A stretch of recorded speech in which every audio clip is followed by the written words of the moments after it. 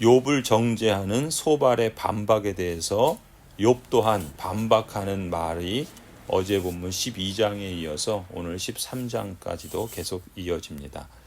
오늘 본문에서 욥은 자신도 영적인 사람 소발 못지않게 하나님에 대한 지식을 충분히 가지고 있다라고 주장하면서 이에 이제 무지한 친구들과 논쟁하기보다는 진정한 재판관이신 하나님과 직접 변론하는 편이 좋겠다, 그렇게 말합니다. 1절이죠. 내가 이 모든 것을 내 눈으로 똑똑히 보고 내 귀로 다 들어서 안다. 너희가 아는 것만큼은 나도 알고 있으니 내가 너희보다 못할 것이 없다. 그러나 나는 전능하신 분께 말씀드리고 싶고 하나님께 내 마음을 다 털어놓고 싶다. 이 욥은 소발에게 반박하면서 욥의 친구들이 하나님을 위한다는 명분 아래 오히려 알맹이 없는 말을 하고 욥을 정죄하는 불의한 일을 행하는 것에 대해서 하나님께서 재앙을 주시고 심판하실 것이라고 경고합니다. 7절이죠. 너희는 왜 허튼 소리를 하느냐? 너희는 하나님을 위한다는 것을 빌미 삼아 알맹이도 없는 말을 하느냐? 법정에서 하나님을 변호할 셈이냐? 하나님을 변호하려고 논쟁할 셈이냐? 하나님이 너희를 자세히 조사하셔도 좋겠느냐? 너희가 사람을 속이듯 그렇게 그분을 속일 수 있을 것 같으냐? 거짓말로 나를 고발하면 그분께서 너희의 속마음을 여지없이 폭로하실 것이다. 그분의 존엄하심이 너희에게 두려움이 될 것이며 그분에 대한 두려움이 너희를 사로잡을 것이다. 너희의 격언은 한낱 쓸모없는 잡담일 뿐이고 너희의 논쟁은 흙벽에 써놓은 답변에 불과하다. 이렇게 말하는 욥의 심중에는 사실 극심한 고통을 또 극심한 재앙을 당할 만큼 자신이 죄를 범한 일이 없다는 확신이 깔려 있는 거예요. 그러면서 자신을 정죄하는 이 친구들의 이러한 이 마음에 대해서 배신감도 느끼고 그걸 그들을 향해서 그 격한 감정들을 쏟아놓는 것이죠. 그러면서도 자신의 그 무죄함을 하나님께 직접 변론하기 위해서 이제는 어떤 희생이라도 감수하겠다는 그런 욥의 굳은 결심과 의지를 하나님 앞에 피력하는 것을 보게 됩니다. 13절이죠. 이제는 좀 입을 다물고 내가 말할 기회를 좀 주어라. 결과가 어찌 되든지 그것은 내가 책임지겠다. 나라고 해서 어찌 이를 악물고서라도 내 생명을 스스로 지키려 하지 않겠느냐. 하나님이 나를 죽이려고 하셔도 나로서는 잃을 것이 없다. 그러나 내 사정만은 그분께 아뢰겠다. 적어도 이렇게 하는 것이 내게는 구원을 얻는 길이 될 것이다. 사악한 자는 그분 앞에 감히 나서지도 못할 것이다. 이 욥의 심사가 이제 하나님께 아뢰야 되겠다. 또 하나님 앞에 모든 걸 토로해야 되겠다. 그렇게 말을 하죠. 사실 우리가 9장을 보면은 좀 전까지만 해도 욥이 빌닷에게 또 다른 친구인 빌닷에게 어찌 하나님 앞에서 자기를 변호할 수 있겠느냐 이렇게 말했었죠. 9장 3절에 그래요. 사람이 하나님과 논쟁을 한다고 해도 그분의 천마디 말씀에 한마디도 대답하지 못할 것이다. 또 14절, 9장 14절에 또 이렇게 반복하죠. 내가 어찌 감히 그분에게 한마디라도 대답할 수 있겠으며 내가 무슨 말로 말대꾸를 할 수 있겠느냐. 이렇게 고백했던 욥인데 이제는 자신에게 죄가 없다는 것을 하나님 앞에서 변론하겠다는 그런 심사인 것이죠.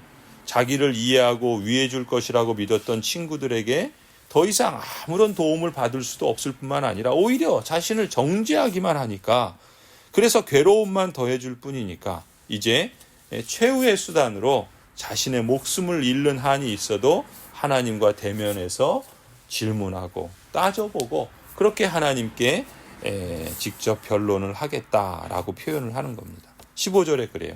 하나님이 나를 죽이려고 하셔도 나로서는 잃을 것이 없다. 그러나 내 사정만은 그분께 아뢰겠다. 적어도 이렇게 하는 것이 내게는 구원을 얻는 길이 될 것이다. 사악한 자는 그분 앞에 감히 나서지도 못할 것이다. 너희는 이제 내가 하는 말에 귀를 기울여라. 내가 하는 말을 귀담아 들어라. 나를 좀 보아라. 나는 이제 말할 준비가 되어 있다. 내게는 내가 죄가 없다는 확신이 있다. 하나님, 나를 고발하시겠습니까? 그러면 나는 조용히 입을 다물고 죽을 각오를 하고 있겠습니다. 욥은 이제 자기 마음속의 의문을 하나님 앞에 다 털어놓고 하나님께 항변하는 것이 비록 불경건한 일이라 할지라도 그래서 자신이 목숨을 잃는 한이 있다 하더라도 하나님의 판단을 구하겠다라고 마음을 먹은 것이죠. 여러분, 욥의 이 감정과 그리고 그의 생각이 극심한 고난으로 인해서 사실 극단으로 치닫고 있는 면을 우리가 보게 됩니다. 특히 친구들로 인해서 괴로움이 더욱더 가중되어서 그의 심사가 온통 뒤틀려져 있는 것을 우리가 보게 됩니다. 그럴 수밖에 없겠지요. 그가 당한 그 하루아침에 모든 자녀들을 10명이나 되는 자녀들이 다 죽습니다. 그리고 모든 재산들을 거의 다 잃어버려요. 더군다나 자신의 몸은 건강했지만 이제 병이 들어서 괴로움 가운데 차라리 죽는 것이 더 나을 정도로 고통스러운 그런 지경 가운데 있습니다. 그러니 그 마음이 온전할 수가 있겠습니까? 그 심사가 뒤틀리지 않을 수 없겠죠. 친구라고 하는 사람들은 엉뚱한 말이나 하고 있고 또 자신을 정죄하기만 하지 아무런 위로도 되지 않는 이런 형편에서 욥이 그러잖아요. 인간에게는 중재자가 없다. 중보자가 없다. 인생의 그 한계와 그 무지함과 그 완악함을 친구들에게서도 오지만 자기 안에서도 발견하는 거죠. 근데 아직 그것을 이제 서서히 깨닫게 되는 것 아니겠습니까? 사실 욥의 입장에서 보면은 이제 모든 것이 의심스러워요. 친구마저 의지할 수 없고 하나님의 행하심마저도 의구심이 드는 거예요. 내가 이만한 고통과 그 고난을 당할 만큼 죄를 범한 일이 없는데 왜 하나님께서 이렇게 행하시는가? 하나님은 의로우시고 선하시며 그래서 선을 행하는 자, 경건한 자에게 복을 주시고 하나님은 공의하셔서 죄를 범하는 자에게 벌을 주시는 줄을 알고 있는데 그런데 세상에 일어나는 일들을 보면은 그렇지 않은 일들이 많이 일어나고 있고 또 자신도 지금 그런 형편에 있다는 것을 볼 때 하나님에 대해서도 의구심이 드는 거죠. 그러니까 자연스럽게 욥에게 어떤 마음이 듭니까? 이전에는 고민하지 않던 그런 그야말로 실존적인 물음들을 던질 수밖에 없는 거예요. 이전에는 생각지도 못한 일들을 생각하게 되는 겁니다. 그러면서 우리가 주목할 것은 그래도 욥은 그 문제를 가지고 하나님 앞에 자꾸 달려갑니다. 하나님께 따져 물어서라도 하나님이 나를 이렇게 행하는 나를 불경건하다고 혹시 내 목숨을 거두어 가신다 할지라도 더 이상 잃을 것이 없다는 것이죠. 그러니 하나님 앞에서라도 진정한 재판관신 하나님 앞에서라도 묻고 또 생각하고 질문하고 또 그렇게 하나님의 답을 구해야 되겠다라고 말하는 것입니다. 이런 과정 속에서 그에게 연약하고 또 잘못하고 또 뒤틀린 그런 구석들이 있지만 그 하나님 앞에 나아가며 신앙적인 연단을 이 욥이 받아가고 있는 것이죠. 성도 여러분, 셰퍼라고 하는 한 목회자는 60년대, 70년대 자신의 실존적인 문제 때문에 마약을 하고 또 전쟁에 대해서 반대 운동을 하고 또 여러 가지 저항적인 삶을 살던 그러한 사람들에게 라브리라고 하는 쉘터를 지어놓고 거기서 그러한 사람들과 진실된 대화를 합니다. 그러면서 이런 말을 해요. 하나님은 진실되고 정직한 질문에 대해서 진실하고 참된 대답을 주시는 분이시다. 비록 세상이 불합리하고 또 자신들이 당하는 그러한 삶의 어떤 정황들을 도저히 이해할 수 없고 하나님이 살아계시다면 이럴 수 없다라고 하는 의구심이 든다 할지라도 오히려 그래서 죄악된 길로 가고 사람들을 탓하고 남을 그렇게 정죄하면서 자신을 괴로움 가운데 그냥 내버려두는 그런 인생이 아니라 하나님께 나와서 하나님께 진실되고 정직한 질문을 한다면 하나님은 선하셔서 진실되고 참된 대답을 주시는 하나님이시라는 거죠. 그래서 많은 사람들이 주께로 돌아오는 그러한 사역들을 감당했던 것이 있습니다. 예수 그리스도께서도 우리에게 말씀하십니다. 뜻이 하늘에서 이루어진 것 같이 땅에서도 이루어지도록 기도하라 말씀하셨죠. 우리는 기도하면서 하나님께 나아갑니다.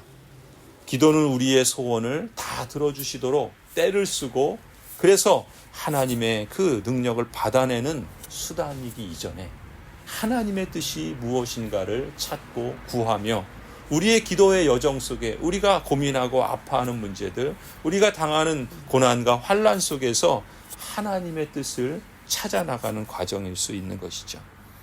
이미 하나님의 뜻은 하늘에서 이루어졌고 또 이 땅에서도 이제 그 뜻이 잘 드러낼 수 있도록 우리는 기도하면서 하나님의 뜻을 발견하게 됩니다. 하나님께서 내 기도에 응답하신다면 그것이 하나님의 뜻으로 드러난 것이요, 혹 그렇지 아니하시다면 하나님께서 뜻하신 바가 여전히 남아있다라는 것을 우리가 염두에 두고 그 뜻을 구하며 그 뜻을 찾아가는 것이죠. 그래서 하나님께 두드리는 것 아니겠습니까?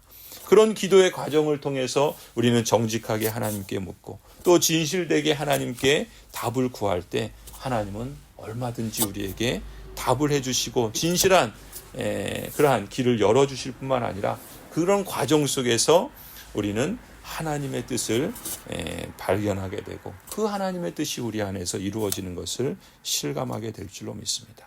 하나님께서 구하고 찾고 두드리는 자에게 선한 능력으로 응답해 주신다 믿습니다.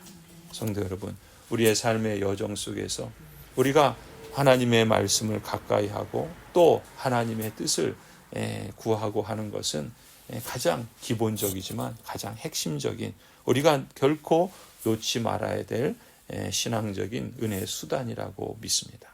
특별히 하나님께서 우리에게 말씀하실 때 공적인 말씀의 선포를 통해서 우리에게 하나님의 길들을 일러주실 때 우리가 그 말씀 앞에 겸손히 귀를 기울이고 하나님, 진정한 재판관이신 하나님께 질문하고 또 답을 구하며 또 하나님이 우리에게 안내하시는 길을 우리도 찾아가야 할 줄로 믿습니다.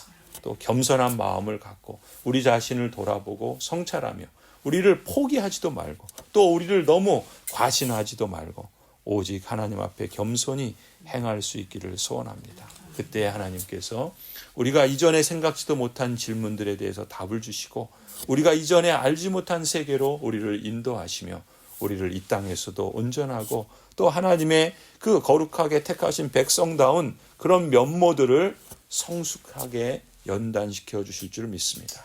그렇게 하나님은 우리에게 하늘에 속한 신령한 복들을 이 땅에서 실감하게 하시며 또한 그러한 삶의 여정 속에 하나님을 영화롭게 하는 그런 복된 인생으로 우리의 마음을 쓰고 우리의 행동을 쓰고 우리의 말을 쓰고 우리의 시간을 쓸 수 있기를 간절히 소원합니다.